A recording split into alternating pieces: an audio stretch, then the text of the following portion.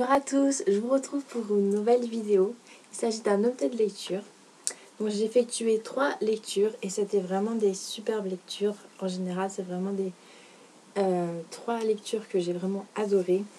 Donc j'ai pas pu vous faire ma vidéo dans le salon, c'est-à-dire devant ma bibliothèque parce qu'il y a du monde en fait. Je peux faire ça uniquement le mercredi après-midi ou parfois le week-end quand mes parents sont sortis ou qui sont dans leur chambre ou voilà.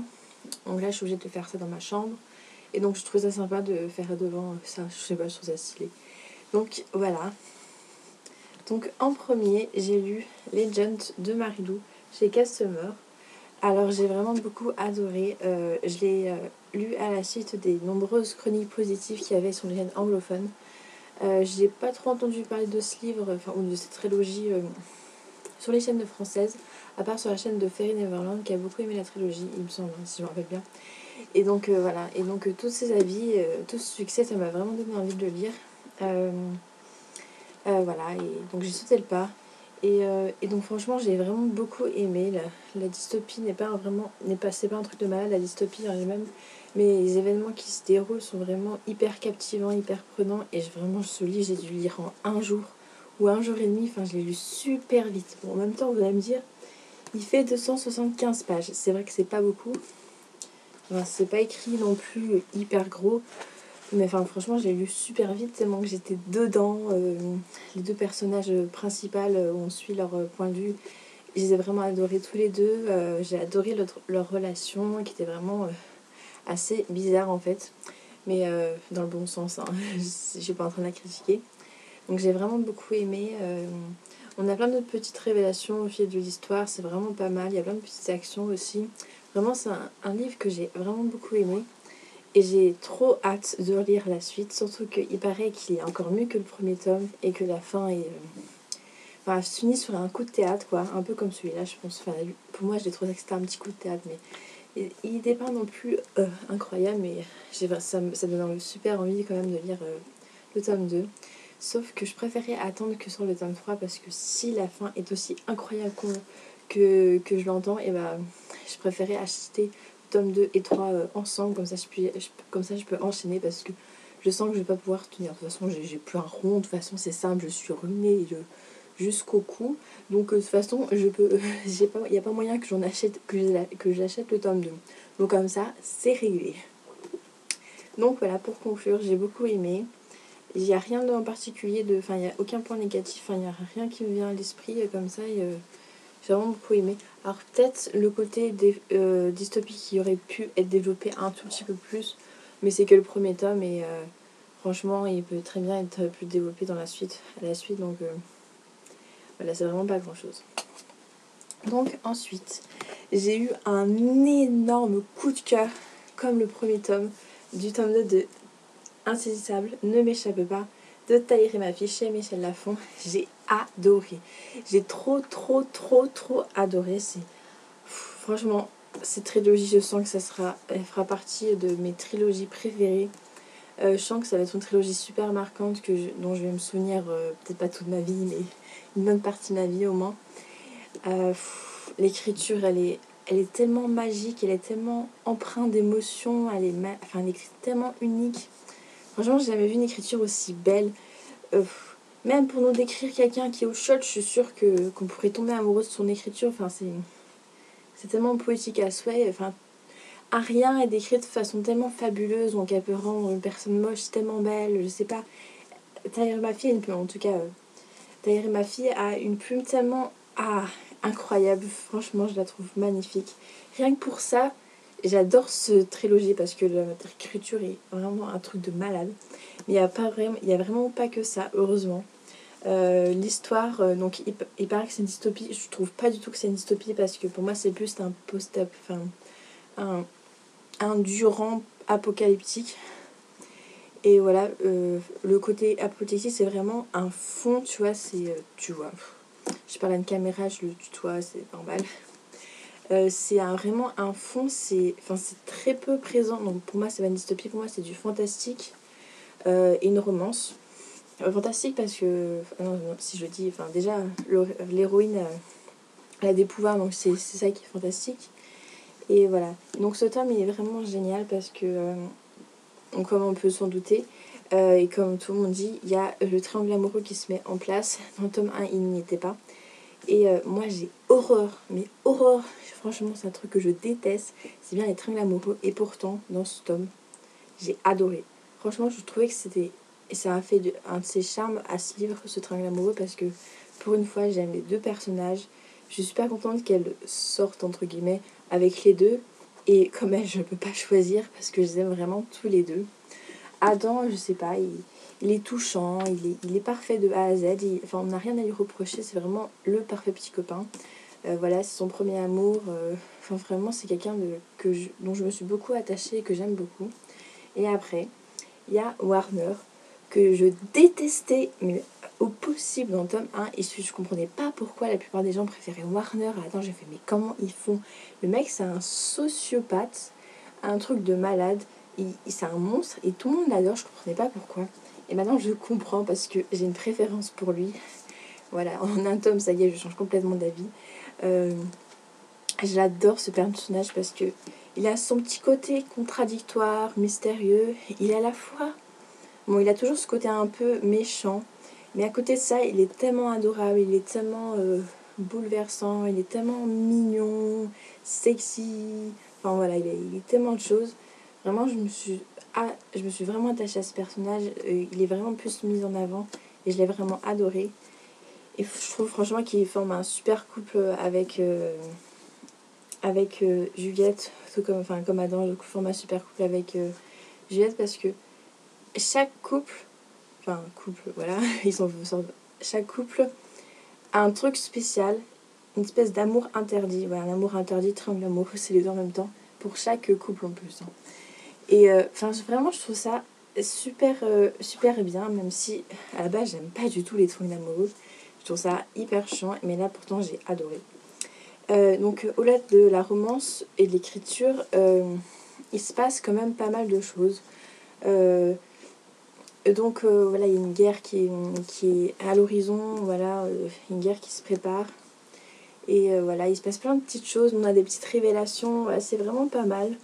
J'étais scotchée sur 2-3 trucs, j'étais oh mon god, je m'y attendais pas à ça. Et c'était vraiment super bien. Après, ce que je trouve super intriguant pour le tome 3, c'est que il y a un événement qui se passe à la fin qui fait changer Juliette de A à Z. Elle est d'une certaine manière du tout le tome 1 et de tout le tome 2, juste les 10 dernières pages. Et là, à cause d'un événement, elle devient une autre personne. Et t'es là, mais t'es qui? Est-ce que tu es Juliette, espèce d'imposteur? Et franchement, ça, si vraiment elle devient comme elle le dit, ça risque d'être un truc de malade. Et tous les Anglais et les Américains disent que c'est le meilleur des trois, qu'ils ont adoré, que c'est vraiment un truc de malade, que c'est une super conclusion pour la trilogie. Donc j'ai trop hâte de la voir et de le lire. Il me semble qu'il sort dans 1 mois ou peut-être 2, je sais plus, je sais même pas quoi. Mais à mon avis, il sort dans pas longtemps. Enfin, j'espère parce que j'ai trop envie de le lire. Et donc voilà, c'est super, j'ai adoré, c'est un gros coup de cœur et je le recommande vraiment. À part petit hic, on va dire, c'est que Juliette, à force de faire sa âme en peine, sa fille déprimée, qui trouve que c'est un monstre, qui s'en veut, qui culpabilise tout le temps, qui est tout le temps à se lamenter sur son sort, au bout d'un moment, ça devient un peu lourd. Mais ça... soit tu chiales à cause de ça, soit t'es énervé parce que au bout d'un moment, t'en as marre, tu te dis oh là, bouge ton cul quoi. C'est pas en chialant que ça va changer quoi. Même si on est vite repris par l'émotion et on est vite attaché à elle. Donc voilà. Ensuite, donc celui-là, j'en ai déjà parlé, c'est Across the Universe de Bess Revis. Donc ça, c'est un livre en VO. C'est mon premier livre en VO, je l'ai enfin achevé au bout de 2 semaines et demie, un truc comme ça. Donc il fait 400 pages. C'était écrit plus ou moins petit. L'anglais était plutôt accessible. J'ai pas trop cherché dans Google Translation. Donc il y avait pas trop. Enfin, il y avait quand même pas mal de mots que je connaissais pas. Mais ils étaient pas tellement importants, donc j'avais pas besoin de les chercher. Voilà, je l'ai lu relativement vite parce que j'ai adoré l'intrigue et l'histoire. ça se passe dans un vaisseau spatial et c'est vraiment une lecture c'est une histoire très originale. Et donc il se met en place une espèce de dystopie au sein du vaisseau. On apprend, je crois que c'est pas actuel, hein. C'est plus tard, peut-être en 2200 ou un truc comme ça. Et donc même la Terre a changé et vraiment le début j'avais bien aimé découvrir un peu tout ce qui est, découvrir l'univers et tout, je trouvais ça vraiment sympa. Et les personnages, donc les 100 premières pages j'ai bien aimé, sans plus, j'aimais bien quoi. Ensuite pendant 200 pages je me suis fait chier mais complètement comme un rat mort parce qu'il se passait absolument rien, ou alors on répétait ce qu'il y avait dans les 100 premières pages et donc il se passait rien, c'était 200 pages complètement inutiles. Et donc du coup je me dis oh là là, je sens que je vais abandonner ma lecture, c'est pas possible, je vais jamais finir un livre en anglais, c'est pas possible, parce que j'avais déjà lu les 20 premières pages de Safe Haven de Nicholas Sparks, mais je trouvais qu'il se passait absolument rien. Bon, maintenant 20 pages, je voulais me dire, mais j'arrivais pas à me dire ouais continue, ça a l'air bien et tout, j'arrivais pas à rentrer dedans du tout. Et même je comprenais rien parce que c'était un livre adulte, donc je pense que l'écriture est quand même vachement plus dure à comprendre, j'imagine. Et j'avais lu les 70 premières pages ou les 100 premières pages, je me rappelle plus, de Scarlet, donc le tome 2 de Les Chroniques Lunaires, sauf que j'avais juste pas la foi de lire en anglais, tout simplement, ça devait pas être le bon moment. Du coup j'ai abandonné et j'ai acheté en français. Donc voilà, donc j'ai dépensé de l'argent en plus et je me disais ah ouais, je l'ai payé que 8€, je vais faire des économies, machin, un peu je vais faire progresser en anglais, et puis finalement j'ai acheté le tome 2 en français, en plus du tome en anglais. Du coup au final j'y ai pas du tout gagné parce que j'ai dépensé 8€ pour rien, mais c'est pas grave. Et celui-là je l'ai enfin achevé, il fait quand même 400 pages et je suis super impressionnée et fière de moi. Et donc je reprends à mon livre, donc au bout des 200 pages il se passe absolument rien, je me dis ah quand même tu vas finir, Et donc les 100 dernières pages, c'est là où on a toutes les révélations, qu'on nous révèle toutes les vérités cachées, toutes les questions auxquelles on se posait tout le long du livre. Et c'est vraiment super bien parce que on sait tout le pourquoi du comment de la dystopie. On apprend vraiment à ce moment-là que c'est une dystopie, même si on s'en doute un peu que c'est une dystopie. Parce qu'on sait vraiment les failles cachées, les défauts de ce vaisseau. Tous les complots qui se passent et c'est vraiment super intéressant et ça m'a vraiment passionnée d'apprendre tout ça. J'étais en mode oh non pas ça, j'étais tout le temps comme ça. Les 100 dernières pages j'étais comme ça, il est vraiment se passé plein de trucs quoi. Ça aurait vraiment été mieux que les 100 pages là, toutes les actions des 100 dernières pages sont un peu éparpillées un peu de partout pour pas que je m'ennuie, parce que ça aurait été mieux, mais bon, j'ai quand même adoré.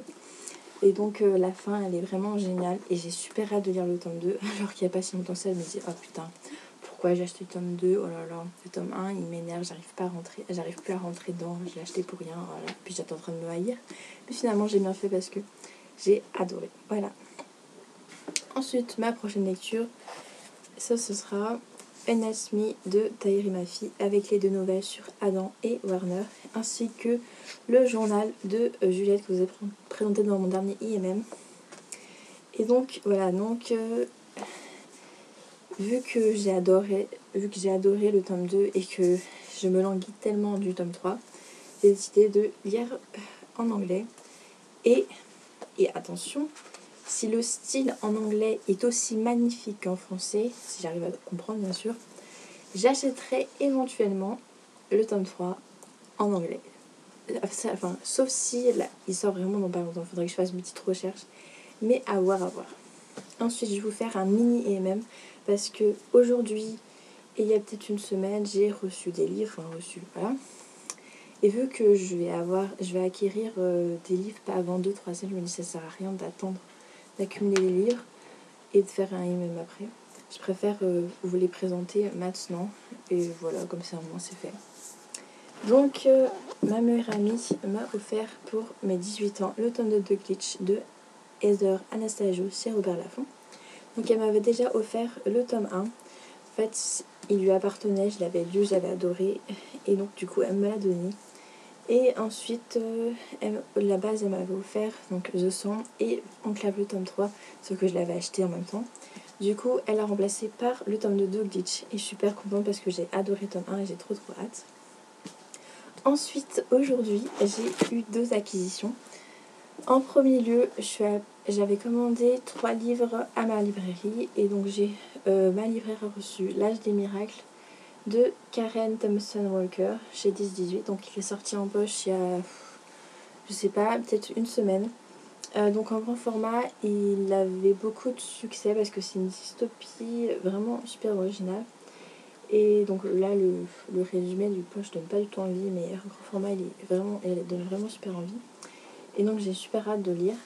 Et ensuite, j'ai enfin reçu Traqué de Andrew Fukuda chez Michel Lafon, donc que j'ai que j'ai acheté sur la vente privée de Michel Lafon. Donc du coup je l'ai acheté à 7 € vu que les frais d'envoi étaient à 4 € pour n'importe quel nombre, sauf que moi j'ai acheté qu'un livre, il n'y avait qu'un livre qui me plaisait, du coup ça fait 7 € le livre. Mais bon, ça fait moitié cher, non, moitié moins, à moitié prix plutôt. Et donc voilà, je suis quand même contente. Par contre il est un peu tout abîmé, alors je sais pas du tout si ça va se voir. Donc là, après il y a des petits pocs par là. Et voilà, donc il est un peu abîmé de partout en fait.